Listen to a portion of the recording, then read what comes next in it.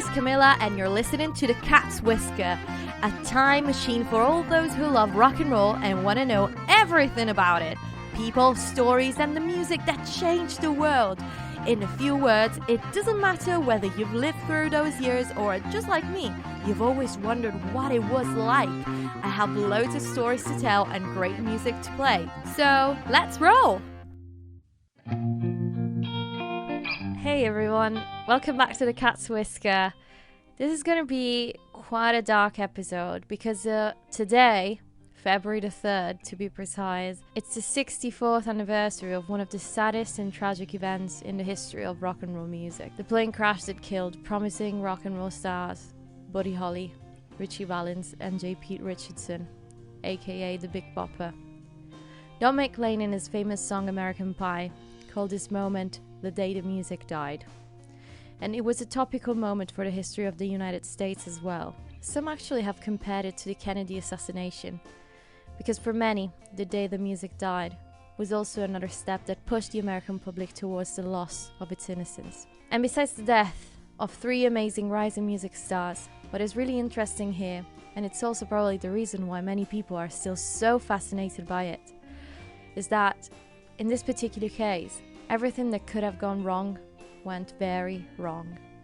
And today, I'll tell you all about it while remembering the great artists we lost.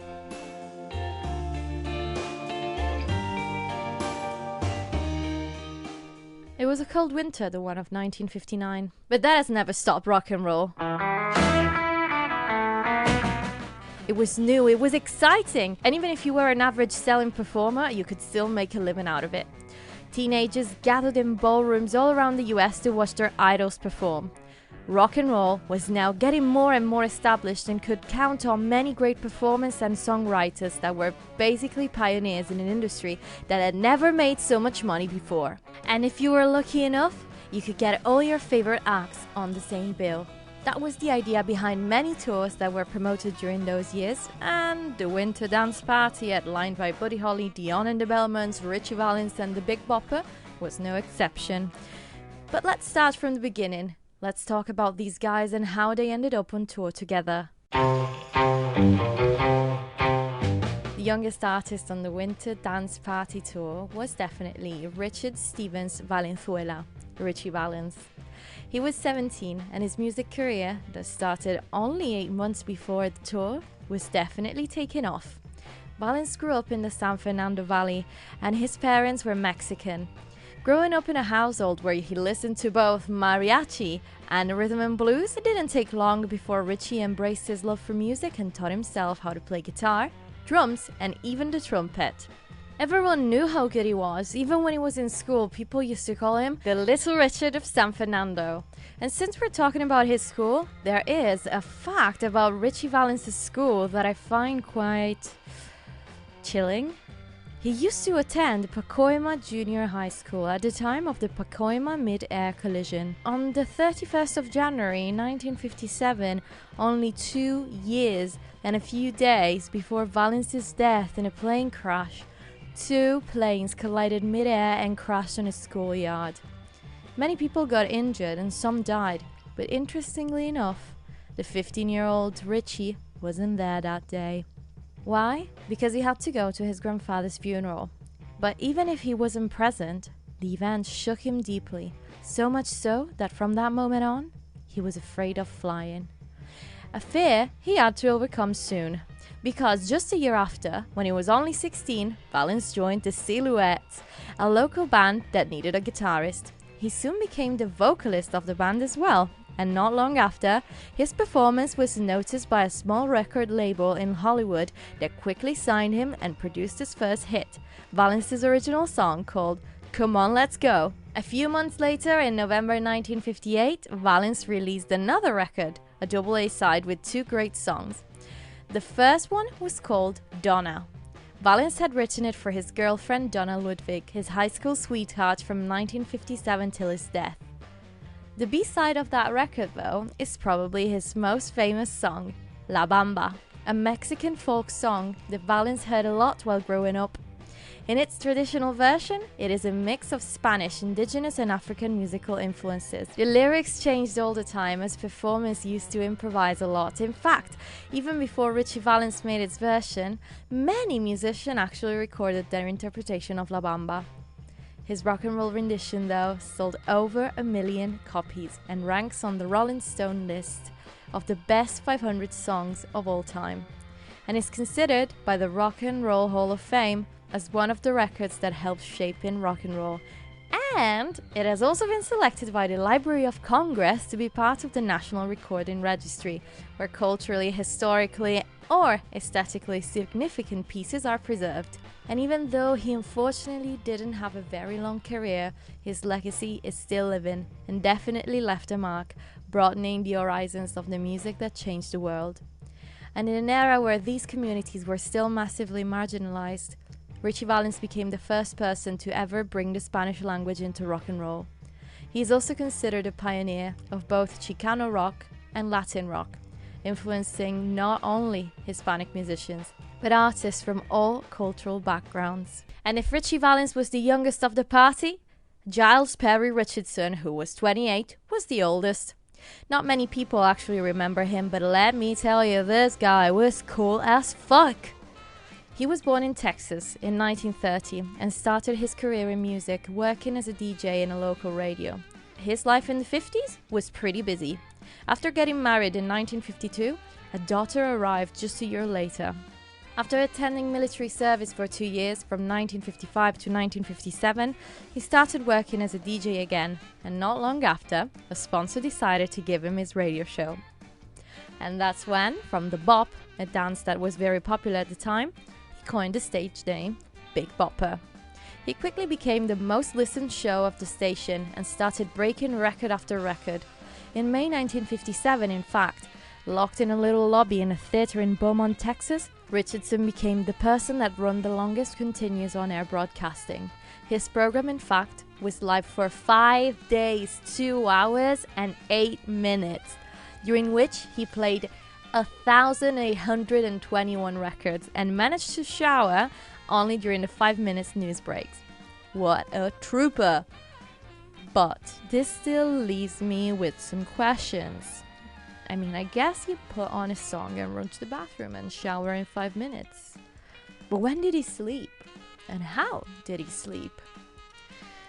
Although I kind of have the feeling that the guy didn't sleep much because he seems like one of those people that never stop. After his great career as a DJ, Richardson became quite successful as a guitarist and singer-songwriter. He got his breakthrough with the song Chantilly Lace in the summer of 1958. God, I love that song. His voice, his interpretation. It is like a comedy bit where a man is on the phone with his girlfriend and is telling her what he likes about her. And it's thanks to his great imagination and sense of humor that the Big Bopper is also credited as the person that coined the term music video. And most of all, the person that also produced the first examples of music videos back in 1958. Even the Guinness World Records mentions it, stating that the videos made for his hits Chantilly Lace, Little Red Riding Hood and The Big Bopper's Wedding can be considered the first music videos ever. Go check them out on YouTube! But the Big Bopper wasn't the only Texan on the bill.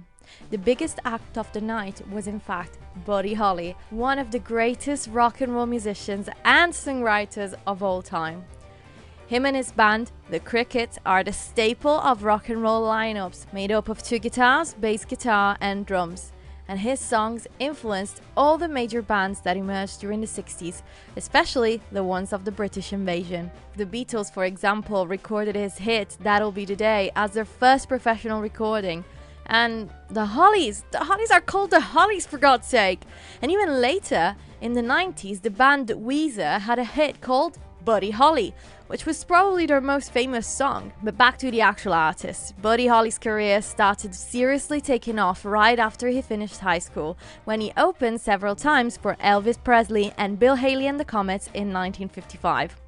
Together with his band, the Crickets, Holly released his first hit, That'll Be the Day, in March 1957. And that was just the beginning. Soon other songs climbed the charts, Peggy Sue, Every Day, Oh Boy, Not Fade Away. In 1958, the band toured extensively and tirelessly. To give you an example, when they came to the UK in March, they played 50 shows in 25 days. The touring experience, though, complicated things. With Buddy being the main attraction of the shows and being signed with 2 different labels at the same time, one with the Crickets and one as a solo act, the members of the Crickets started losing interest in the common project. Another thing that changed the situation drastically was Holly's growing interest towards New York. He in fact continued writing and recording songs and spent more and more time in the Big Apple. And one day, when he was there, in the summer of 1958, he had to go to the offices of Peer Southern, the music publisher that released both his songs and, interestingly enough, the Big Bopper's ones as well. Anyway, it was a normal day. He had to go to the offices for a business meeting. But little did he know that another meeting was actually going to change his life that day. As soon as he stepped in fact, he saw a girl working behind a reception desk. Her name was Maria Elena Santiago. And in less than a month, she became Maria Elena Holly. It had been love at first sight. When the two got married, the split between Holly and the Crickets became even bigger, especially because of their producer and manager, Norman Petty, who was also in control of all the money earned by the band. Holly and the Crickets noticed that Petty was always struggling to repay the band, so they became quite suspicious. And rightly so. It appeared, in fact, that Petty was putting most of their proceedings into his own account, leaving the band with very little cash. At the end of 1958, Holly decided to end his business relationship with Petty and move permanently to New York, while the Crickets and Petty stayed in Holly's hometown of Lubbock, Texas. His solo career was now officially taken off, and his private life seemed better than ever. Maria Elena was pregnant, and Buddy had great projects for his future.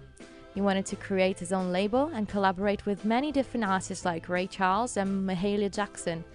And interestingly enough, he was also learning to fly, to become a pilot like his brothers. He was only 22 and his life was shaping up.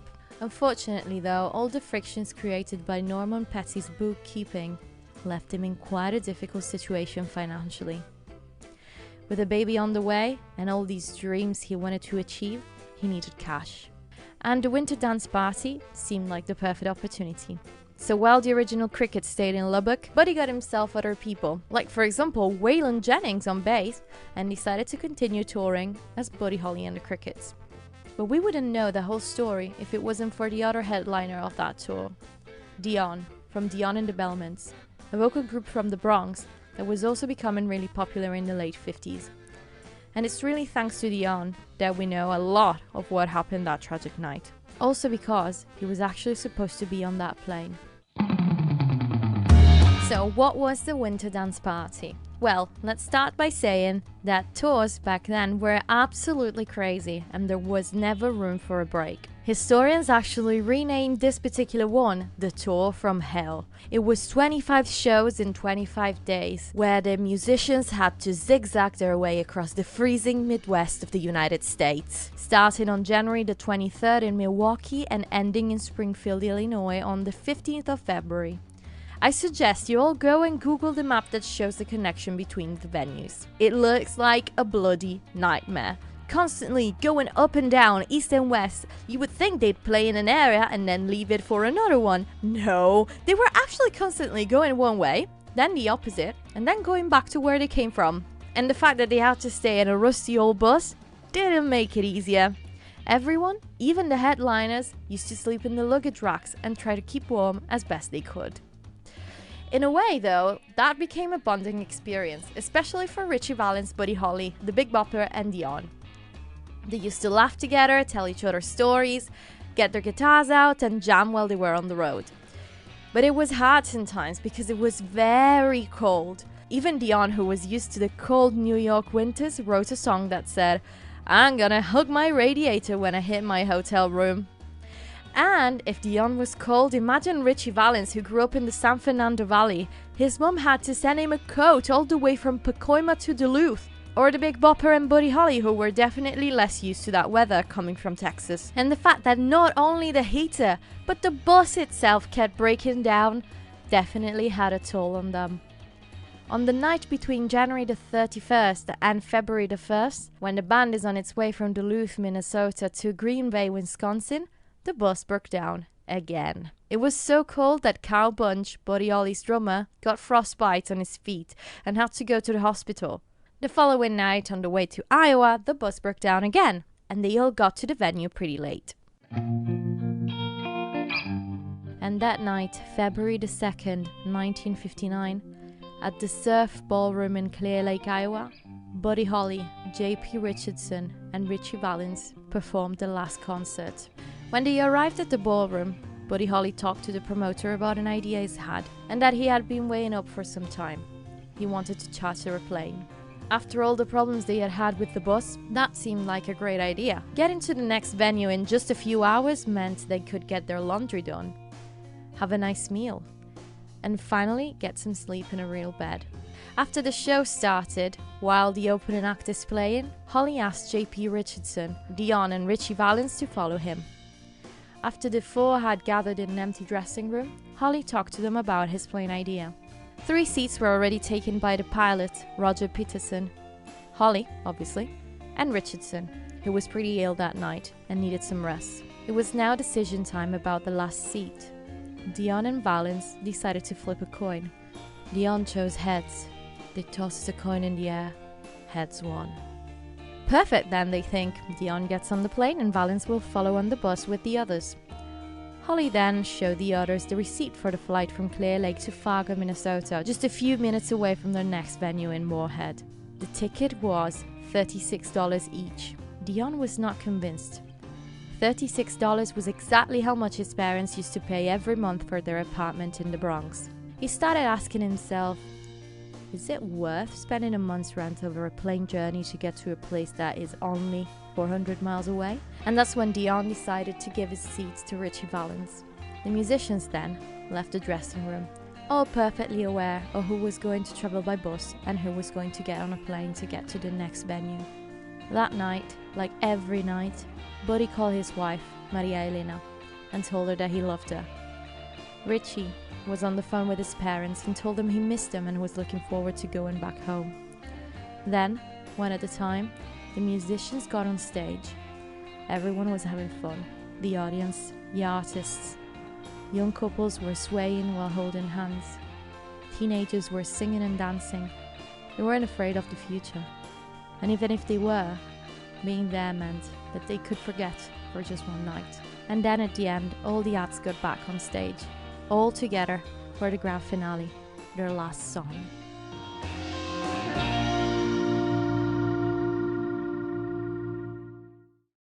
After the concert, everyone gets ready. There's a schedule to follow after all. After leaving the gear in the rusty bus, Buddy, J.P. and Ritchie make their way to Mason City Municipal Airport, where they meet Roger Peterson, the pilot that will take them to Fargo. He was a young guy, Peterson, nearly 22. He got his private pilot's license in 1955, and 3 years later, he achieved his goal of becoming a commercial pilot. He was hired by Dwyer Flying Service, and just a few weeks before February 1959, Peterson became a certified limited flight instructor. But even his experience wasn't enough to pass all the strict tests he had to take. In 1958, he failed his instrument flight test. This meant that he was only allowed to fly when he was able to see what was in front of him, and obviously he was banned from flying during the nighttime. It is definitely a mystery then, why he was on that plane on the night of the 3rd of February, when everything that could go wrong did go wrong. The weather was obviously a major concern for Peterson on that day. He in fact had called the Air Traffic Communication Service 3 different times to ask about the weather forecast. But apparently during these phone calls, no one mentioned something really important. The weather was about to seriously deteriorate, and low clouds that would make it impossible for him to see the visible horizon were about to appear. To make matters worse, Peterson was assigned a Beechcraft 35 Bonanza that night, an aircraft he had never trained in. And this detail is probably the main reason why the flight didn't last very long. Peterson, before failing his test, had trained more than 50 hours on instruments flying, using planes with a gyroscope that showed a conventional artificial horizon. The Beechcraft Bonanza he got in that night, though, was produced in 1947 and happened to have an older gyroscope that was showing him the directions in the opposite way. Because in an older gyroscope, The sky is shown at the bottom and the ground is on top. As soon as the plane takes off at 12:55, the situation is clear. The clouds are too low, and since they are literally surrounded by the countryside, Peterson is facing total darkness. And pretty soon it appears obvious that the only solution for Peterson is to try and get as high as he can to surpass the clouds, and the only way to do that is through instruments. The owner of the company, Hubert Dwyer, said that he clearly saw the plane taking off that night. It was a completely normal takeoff. The plane then took a left turn, heading northwest. Dwyer said he was looking at the lights slowly fading away and then descending and disappearing after about 5 miles. He didn't think anything of it though. It was normal in that weather not having the best visibility after 5 miles. When 5 minutes later, air traffic control tried to check in with Peterson though, all the calls are unsuccessful. In the morning though, everyone realizes that something is off. Dwyer gets on a plane and decides to fly around the area, looking for the missing airplane. His search didn't take long. 6 miles outside the airport, covered in light snow, like the wreckage of the Beechcraft Bonanza. All his passengers and the pilot were dead.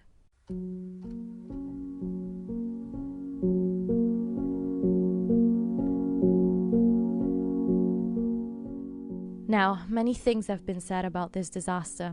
Some are true, and some are definitely false. I've heard people blaming this tragedy on J.P. Richardson because he was a bigger guy. I've heard people saying that the plane crash happened because of an altercation on board, since Buddy Holly always carried a gun. I've read about people thinking that since Richardson's body was found further away from the other ones, he must have still been alive and tried to find someone that could help them. None of these theories are true. An investigation was opened right after the crash, and it determined that Peterson just wasn't skilled enough to fly that plane in those weather conditions. Since it was completely dark and he didn't know how to read the indicator, the pilot felt lost, had vertigo, and probably thought he was gaining altitude, whereas he was actually flying towards the ground. That's why the plane impacted with a nose-down attitude at a very high speed, and since it was turned 90 degrees on its side, it lost its right wing straight away and cartwheeled on a cornfield for 540 feet. Due to the high speed, all the occupants of the aircraft died instantly. There is also no sign of a gunshot being fired, not on the bodies nor on the aircraft. Buddy Holly used to carry a gun, yes, but during those years, musicians were paid cash and often found themselves traveling with a lot of money on themselves. And when you're touring with a bus that leaves you on the side of the road nearly every day, you need to have something to protect yourself. After the police found the wreckage, it's a matter of hours before newspapers, radio stations and TV channels all over the country spread the news. 3 rock and roll idols have died in a plane crash. These were the words that informed the families of the victims of the death of their beloved sons, brothers, husbands and fathers. They learned the news with the rest of the world when they switched on their radios or TVs that morning. No one had called them. No one had called any of the family members to inform them about their loss. Both Maria Elena Holly and Adrian Richardson were pregnant. Maria Elena, who had married Holly only 6 months before, miscarried 2 days after learning about her husband's death. She then dedicated her whole life to preserving Buddy's legacy, but never forgave herself for not being there that night. A few days after the crash, in an interview with the Lubbock Avalanche Journal, she said, "In a way, I blame myself. I was not feeling well when he left. I was 2 weeks pregnant, and I wanted Buddy to stay with me. But he had scheduled a tour. It was the only time I wasn't with him. And I blame myself because I know that if only I had gone along, Buddy never would have gotten into that airplane." And what happened to the other musicians that were on tour with them? When the tour bus arrived in Moorhead, the tour manager walked in the hotel and asked about the arrival of his 3 headliners, but he soon realizes he doesn't need an answer from the people at the desk. A newscaster on the television of the hotel's lobby is talking about the tragic incident, and now he has the hard task to inform the other musicians, people that on the road became Buddy's, Ritchie's and J.P.'s friends. Dion relived the moment on his documentary, and it's truly heartbreaking. No one could believe what was happening. Was that real? He rushed back in the silent bus. Everything was quiet, but the world around him was falling apart. He looked around and saw Buddy's guitar, Rich's clothes, JP's hat. All these things were still on the bus, but they were not there. The following moments are quite hard. What to do now? Should we continue or should we go home? Today no one would probably object if they had cancelled the rest of the tour, but those guys, on the other hand, decided to continue, convinced that Buddy, JP and Ritchie would have wanted them to carry on. On that same night, the devastated musicians played as planned. I honestly don't know where they found the strength to do it, or how the audience found the will to go, but they did. And the craziest thing is that the people who were running the venue complained and wanted to pay them way less because 3 of the performers didn't show up. With many artists ready to lend a hand, including a not yet famous Bobby V, who performed Holly's songs for several nights, these amazing musicians managed to complete the tour. A lot has been said about this topic. Many songs, films, plays and books have been written about this tragedy. And what really helps me, and I hope helps all of you, is finding comfort in their legacy. Ritchie Valens showed us that representation matters, and in his short career managed to inspire countless musicians, especially the ones coming from marginalized communities. J.P. Richardson, the big bopper, literally gave a job to whoever invented MTV. And Buddy Holly, well, not only was he one of the greatest musicians and songwriters to ever walk this earth, but his music and his persona shaped the 60s, the British invasion, and is still relevant today. After hearing about the plane crash, Tommy D wrote 3 Stars, a beautiful song dedicated to the 3 musicians. Eddie Cochran, who knew both Ritchie Valens and Buddy Holly, recorded a moving rendition of it. But probably the most famous mention of this event is in the 1971 Don McLean song, American Pie, where a 13-year-old McLean learns about the death of his idols when he is on his way to deliver newspapers. The biggest tragedy in rock and roll history that left him devastated and lost. Feelings that today, 64 years later, are still impossible to hide. Thank you for listening to The Cat's Whisker. I know this episode was quite hard to record and I guess to listen to, but it needed to be done. These people are great and I will talk about them even more, and I'll dedicate to each one of them an episode in the future. Thank you again for listening. You can follow me on TikTok at The Cat's Whisker and on Instagram at The Cat's Whisker Podcast, because I always publish extra content there. And I'll see you next week. Ciao!